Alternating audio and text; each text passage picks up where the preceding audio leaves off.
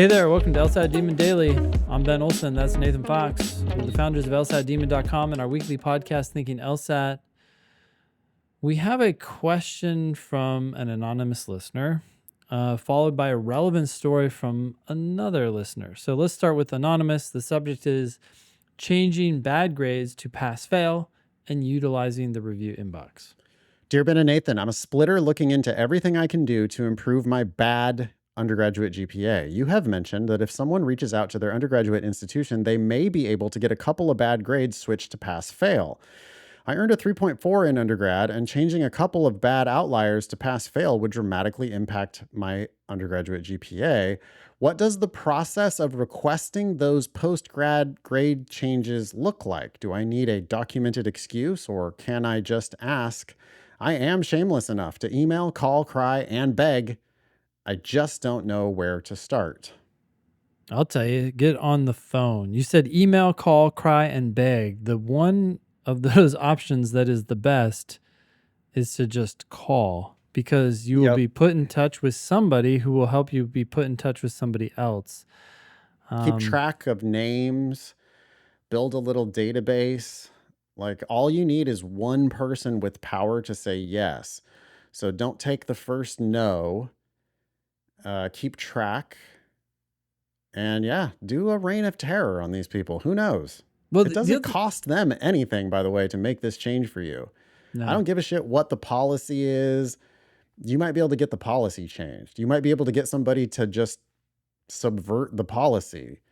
There's lots of different ways that you might be able to get this done, especially if you're willing to cry and beg. I think the power of calling is just that when you call, random little bits of information that you would not get from an email are going to fall in your lap. Yep. Oh, but I think I think last week we were trying to make an exception for some. Oh, really? Thanks for telling me that. People writing emails, one, it's harder to get information out, so they don't give you as much information. But two, they're more cautious because it's in writing. Yeah. And I would not use any documented excuses right off the bat. I would, if I had them, I might hold them in reserve to just find out what's do they need documentation? Yeah. What kind of documentation tends to work? Are there any kinds of documentation that don't tend to work? And then you might be able to find something in your record that meets their needs. So then this next email is from Gianni. Gianni's situation was slightly different, but instructive.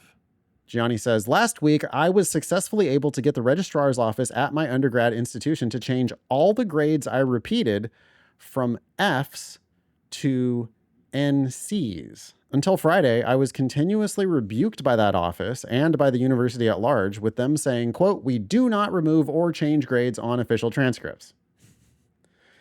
Until we do.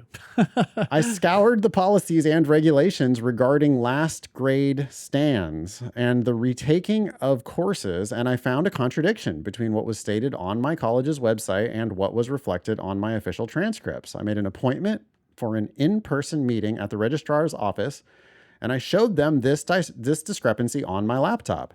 The woman who was helping me looked it up and said, quote, "Yes, this is a problem." She took my info to her superior, came back into her office where I was waiting, and began changing all of the grades that I repeated to NC. That's when you shut up, by the way. That's where you stop talking and you just say, "Thank you, have a good day." Well, when she's done with all of them. Yeah, when she's done with all. Hey, also, I think that F that was there, or what about that C-? Why not? Lawyers are shameless. Yeah. Why not? Yeah. Why not just ruthlessly advocate for yourself? Anyway, she then said that it would be updated immediately and that she would have the new official transcripts sent to LSAC at no cost to me, since it was an error on the part of the university. Now they are running internal software to identify students and alumni who are also experiencing this issue and changing their grades as well. That's from Gianni. One thing we don't have here is how LSAC treats an NC. Yeah, so hopefully that was significant. Hopefully that changed things. Hopefully it matters, Gianni, because it's possible that LSAC treats an NC as an F. That I don't know. So I hope I'm wrong about that. And hopefully Gianni knows that that's wrong and that an NC just means no grade. Yeah. But NC, no complete, that could just be an F in the eyes of LSAC. So that might be not any use to you, Gianni. But I do still think that it is instructive on the point that no matter what they say, it's not the final no until you accept it as the final no. Mm-hmm. Right? And as long as you're willing to keep asking, keep calling, keep emailing, keep showing up, as long as you're willing to keep the conversation going, you never know. You might eventually find the right person. They might get just annoyed enough at you that they give you what you want to shut you up, like Andy Dufresne. And you just get what you wanted. Yeah. And then ask for more. Because why not? Thank you, Anonymous. Thank you, Gianni. Email daily@lsatdemon.com if you would like to ask us a question or share some LSAT or law school admissions news. Thanks for listening.